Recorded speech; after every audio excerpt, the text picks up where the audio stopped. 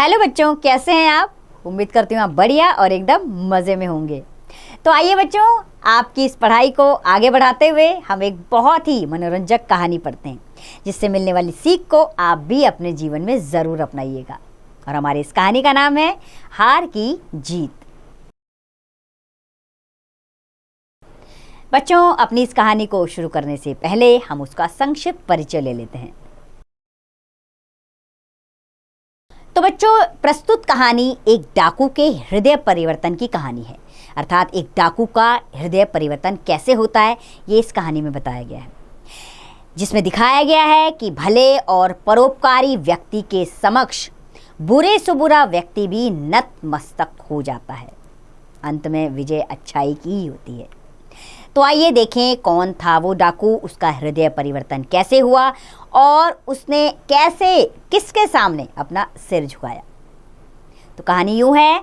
माँ को अपने बेटे, साहूकार को अपने देनदार और किसान को अपने लहलहाते खेत देखकर जो आनंद प्राप्त होता है, आनंद यानी कि सुकून,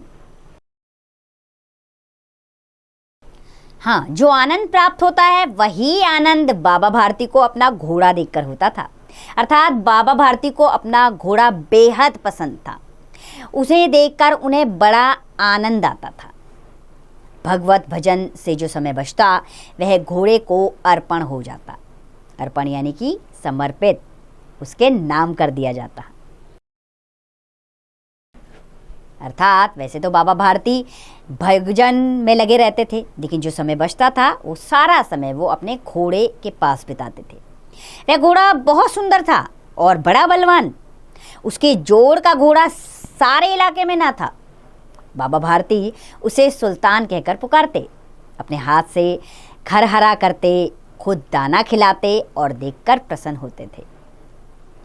उन्होंने अपना सब कुछ छोड़ दिया था, रुपया, माल, असबाब, ज़मीन। अब एक गांव के बाहर छोटे से मंदिर में रहते और भगवान का भजन करते थे।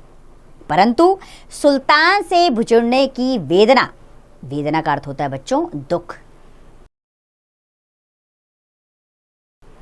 हाँ, तो बिछुड़ने की वेदना उनके लिए असह्य थी। असह्य यानी कि सहन ना करने योग्य।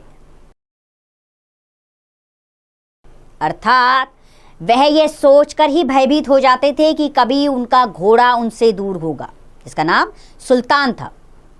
वह उसकी चाल पर लट्टू थे। अर्थात जब वो चलता था तो उन्हें बहुत आनंद की अनुभूति होती थी। कहते ऐसा चलता है जैसे मोर घन घटा देखकर नाच रहा हो। अर्थात जैसे घनघोर घटाएं घिरी हो, बारिश होने वाली हो और तब मोर अपना नृत्य करता है, वैसे ही उन्हें अपना सुल्तान चलते हुए लगता था। जब तक संध्या समय सुल्तान पर चढ़कर 8-10 मील का चक्कर ना लगा लेते, तब तक चैन ना आता। तो अच्छा बच्चों, अब सोच कर बताइए सुल्तान के बारे में बाबा भारती क्या कहा करते थे। तो बच्चों, सुल्तान के बारे में बाबा भारती कहते थे कि वह ऐसे चलता है जैसे मोर घनघटा देखकर नाच रहा हो। अर्थात जैसे घनघोर घटाएं गिरी हो और वो देखकर मोर नाचता है, ऐसा ही उन्हें अपने सुल्तान के बारे में आनंद की अनुभूति होती थी। चलिए आगे बढ़ते हैं। खड़क सिंह उस इलाके का प्रसिद्ध डाकू था। अब इसमें एक और किरदार है इस कहानी में, वो है खड़क सिंह, जो वहाँ का प्रसिद्ध डाकू था। अर्थात बहुत ज़्यादा फेमस, लोकप्रिय। लोग उसे डाकू के नाम से जानते थे और बहुत भयभीत होते थे। लोग उसका नाम सुनते कांपते थे। होते होते सुल्तान की कीर्ति उसके कानों तक भी पहुंची। अर्थात धीरे धीरे खड़क सिंह के कान में सुल्तान यानी बाबा भारती के घोड़े की कीर्ति पहुंच गई। उन्हें लोगों द्वारा सुनाई दिया गया कि ऐसा घोड़ा कहीं नहीं है। उसका हृदय उसे देखने के लिए अधीर हो उठा। अधीर अर्थात बेचैन।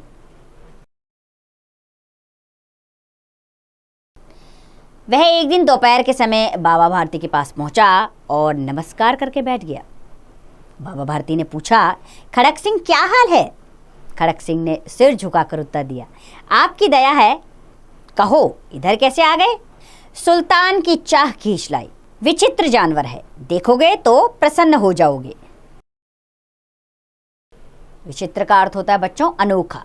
तो बाबा भारती ने कहा कि खड़क सिंह, अगर तुम देखोगे इस जानवर को तो प्रसन्न हो जाओगे।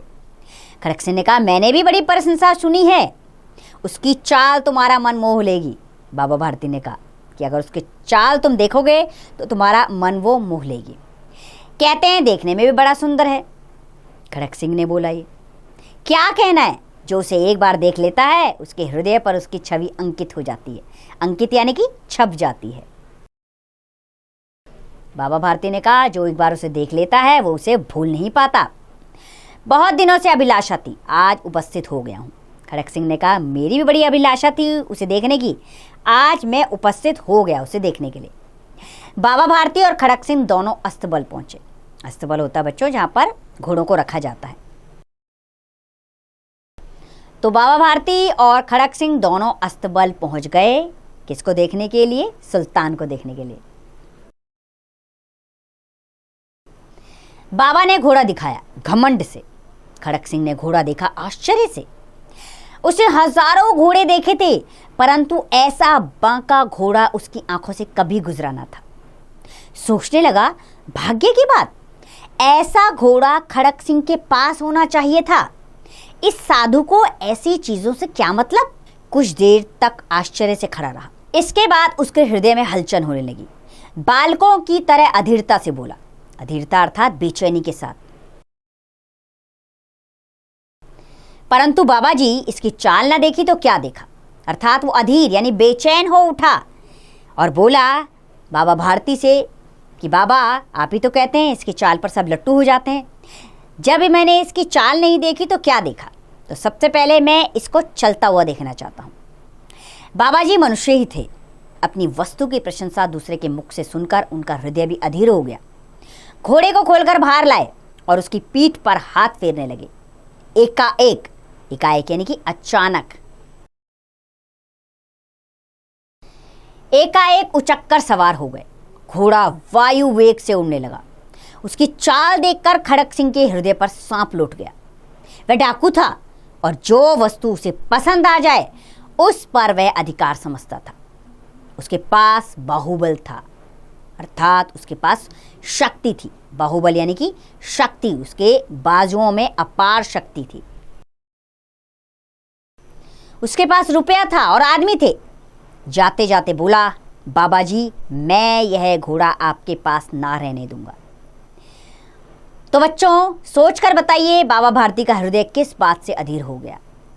बच्चों बाबा भारती का हृदय इस बात से अधीर हो गया जब जाते जाते खड़क सिंह बोल उठा कि बाबा ये घोड़ा मैं आपके पास ना रहने दूंगा। बस बाबा भारती डर गए। अब उन्हें रात में नींद ना आती। सारी रात अस्तबल की रखवाली में कटने लगी। प्रतिक्षण, प्रतिक्षण यानी कि हर पल, प्रतिक्षण खड़क सिंह का भय बना रहता।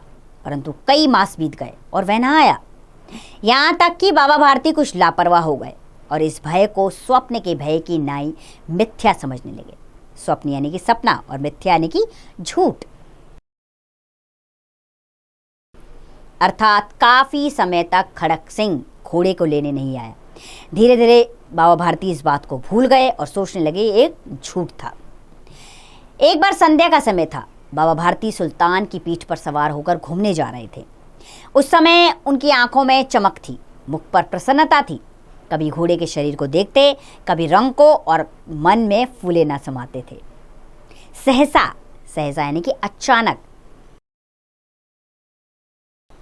सहसा एक और से आवाज आई, ओ बाबा इस कंगले की बात भी सुनते जाना। कंगले यानी कि कंगाल, जिसके पास कुछ नहीं है। जब बाबा भारती अपने घोड़े की पीठ पर सवारी कर रहे थे उस समय एक आवाज आई कि ओ बाबा इस कंगले की बात भी सुनते जाना। आवाज में करुणा थी, करुणा यानी कि दया। बाबा ने घोड़े को घुमा लिया। देखा एक अपाहिज वृक्ष की छाया में पड़ा करहार रहा है। करार यानी कि दर्द से भरी आवाज।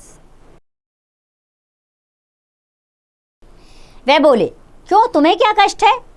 अपाहिज ने हाथ जोड़कर कहा, बाबा मैं दुखिया हूं, मुझ पर रहम करो। रामावाला यहाँ से 3 मील दूर है, मुझे वहां जाना है। घोड़े पर चढ़ा लो, परमात्मा तुम्हारा भला करेगा। वहां तुम्हारा कौन है? बाबा भारती ने पूछा उससे। आपने दुर्गादत्त वैद्य का नाम तो सुना होगा, मैं उनका सौतेला भाई हूं। बाबा भारती ने घोड़े से उतरकर अपाहिज को घोड़े पर सवार किया और स्वयं उसकी लगाम पकड़कर धीरे धीरे चलने लगे। सहसा यानी कि अचानक से उन्हें झटका लगा और लगाम हाथ से छूट गई। उनके आश्चर्य का ठिकाना ना रहा जब उन्होंने देखा कि अपाहिज घोड़े की पीठ पर तन कर बैठा है और घोड़े को दौड़ाए ले जा रहा है। उनके मुख से भय, विस्मय और निराशा से मिली हुई चीख निकल गई। ये अपाहिज डाकू खड़क सिंह था। अर्थात वो हैरान रह गए, निराश हो गए कि ये क्या हो गया अचानक। बाबा भारती कुछ देर तक चुप रहे और उसके बाद कुछ निश्चय करके पूरे बल से चिल्लाकर बोले, जरा ठहर जाओ बाबा जी, यह घोड़ा अब ना दूंगा। खड़क सिंह ने कहा, मैं ठहरने वाला नहीं, अब यह घोड़ा मैं आपको नहीं दूंगा। बाबा भारती ने कहा, परंतु एक बात सुनते जाओ खड़क सिंह, एक प्रार्थना करता हूं, उसे अस्वीकार ना करना, नहीं तो मेरा दिल टूट जाएगा।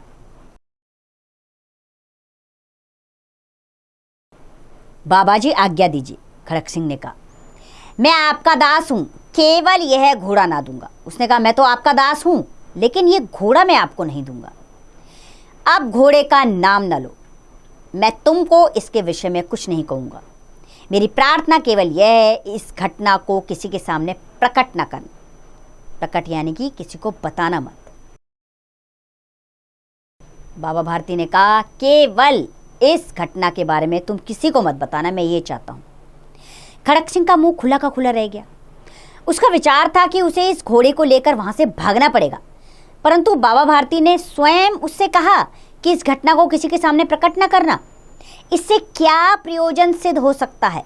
प्रयोजन यानी क्या मकसद है? अर्थात वो सोच में पड़ गया कि बाबा भारती ने ऐसा क्यों कहा। खड़क सिंह ने बहुत सिर मारा परंतु समझ न सका। हार कर उसने अपनी आंखें बाबा भारती के मुख पर गड़ा दी और पूछा, इसमें क्या डर है? उसने कहा, इसे बताने में क्या डर है बाबा भारती? बाबा भारती ने उत्तर दिया, लोगों को यदि इस घटना का पता चल गया तो वह किसी गरीब पर विश्वास न करेंगे। और यह कहते कहते उन्होंने सुल्तान की ओर से मुंह मोड़ लिया, जैसे उनका उससे कोई संबंध ही न रहा हो। बाबा भारती चले गए परंतु उनके शब्द खड़क सिंह के कानों में उसी प्रकार गूंज रहे थे। सोचता था, कैसे ऊंचे विचार हैं, कैसा पवित्र भाव है। उन्हें इस घोड़े से प्यार था। इसे देखकर उनका मुख फूल की नाई खिल उठता था। कहते थे, इसके बिना मैं ना रह सकूंगा।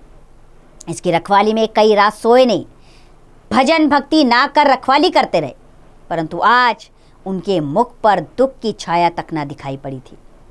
उन्हें केवल यह ध्यान था कि कहीं लोग गरीबों पर विश्वास करना ना छोड़ दें। ऐसा मनुष्य मनुष्य नहीं, देवता है। ये बात अब खड़क सिंह को समझ आने लगी थी। रात के अंधेरे में खड़क सिंह बाबा भारती के मंदिर में पहुंचा। चारों ओर सन्नाटा था। सन्नाटा यानी कि खामोशी। आकाश में तारे टिमटिमा रहे थे। थोड़ी दूर पर गांव के कुत्ते भौंक रहे थे। मंदिर के अंदर कोई शब्द सुनाई ना देता था। खड़क सिंह सुल्तान की बाग पकड़े हुए था। वह धीरे धीरे अस्तबल के फाटक पर पहुंचा। फाटक चौपट खुला हुआ था। चौपट यानी कि दरवाजे, अर्थात फाटक यानी कि दरवाजे खुले हुए थे। किसी समय बाबा भारती स्वयं लाठी लेकर पहरा देते थे, परंतु आज उन्हें किसी चोरी या किसी डाके का भय ना था, क्योंकि उनका सुल्तान तो जा चुका था। खड़क सिंह ने आगे बढ़कर सुल्तान को उसके स्थान पर बांध दिया और बाहर निकलकर सावधानी से फाटक बंद कर दिया। इस समय उसकी आंखों में पश्चाताप के आंसू थे। रात्रि का तीसरा पहर बीत चुका था। चौथा पहर होते ही बाबा भारती ने कुटिया से बाहर निकल ठंडे पानी से स्नान किया। उसके पश्चात इस प्रकार जैसे कोई सपने में चल रहा हो, उनके पांव अस्तबल की ओर बढ़े, परंतु फाटक के पास पहुंचकर उनको अपनी भूल प्रतीत हुई। वे वहीं रुक गए। घोड़े ने अपने स्वामी के पांवों की चाप को पहचान लिया और जोर से हिनहिनाया। तो बच्चों, अब सोचकर बताइए, बाबा भारती को पता था कि उनका घोड़ा अस्तबल में नहीं है, फिर भी वे अस्तबल की ओर क्यों गए? बच्चों, बाबा भारती को पता था कि उनका घोड़ा अस्तबल में नहीं है, लेकिन फिर भी वो अस्तबल में गए, क्योंकि वो अपने घोड़े के बिना नहीं रह सकते थे और उन्हें ये आभास हो चुका था कि उनका घोड़ा वापस आ गया। जैसे उनके पांवों की चाप उनके घोड़े ने पहचानी, वैसे ही वह जोर जोर से हिनहिनाया। अब बाबा भारती आश्चर्य और प्रसन्नता से दौड़ते हुए अंदर घुसे और अपने प्यारे घोड़े के गले से लिपटकर इस प्रकार रोने लगे मानो कोई पिता बहुत दिन से बिछड़े हुए पुत्र से मिल रहा हो। बार बार उसकी पीठ पर हाथ फेरते, बार बार उसके मुंह पर थपकियां देते। फिर संतोष से बोले, अब कोई गरीबों की सहायता से मुंह ना मोड़ेगा। अब वो खुश थे क्योंकि खड़क सिंह ने उनका घोड़ा उन्हें लौटा दिया था। अब उन्होंने कहा कि कोई भी गरीबों की सहायता से मुंह ना मोड़ेगा, हर कोई गरीब की सहायता करेगा। तो बच्चों, इस कहानी के लेखक हैं सुदर्शन। आइए लेखक के बारे में भी जान लें। बच्चों, सुदर्शन का वास्तविक नाम बद्रीनाथ भट्ट था। उनका जन्म 1896 में सियालकोट, जो वर्तमान पाकिस्तान में है, वहाँ हुआ था। उन्होंने अपनी पहली कहानी तब लिखी जब वे कक्षा 6 में पढ़ते थे। कहानी के अतिरिक्त उन्होंने उपन्यास, नाटक, जीवनी, फिल्म, पटकथा, गीत आदि विधाओं में अपनी प्रतिभा का प्रदर्शन किया। उनके प्रमुख कहानी संग्रह पुष्पलता, सुप्रभात, परिवर्तन, पनघट आदि है। 16 दिसंबर 1967 को उनका निधन हो गया। तो ये थे सुदर्शन, जिनके द्वारा लिखी गई कहानी हमने पढ़ी, जिसके माध्यम से हमें ये शिक्षा मिलती है कि कभी किसी का बुरा नहीं करना चाहिए और जीवन में हमेशा हमें सीख लेते रहना चाहिए। भले इंसान की संगति करोगे तो आपके अंदर भी सुविचार आएंगे। जैसे बाबा भारती के संपर्क में आने से खड़क सिंह डाकू का हृदय परिवर्तन हो गया। तो ऐसे ही बच्चों, आप भी जीवन में अच्छे अच्छे मित्र बनाइए जिनके विचार अच्छे हों, ताकि आगे आपके विचारों को भी बल मिले और आपके विचार भी अच्छे हों। तो इस पाठ से मिलने वाली सीख को ज़रूर अपने जीवन में अपनाइएगा और इस पाठ का अभ्यास कार्य आप स्वयं कीजिए।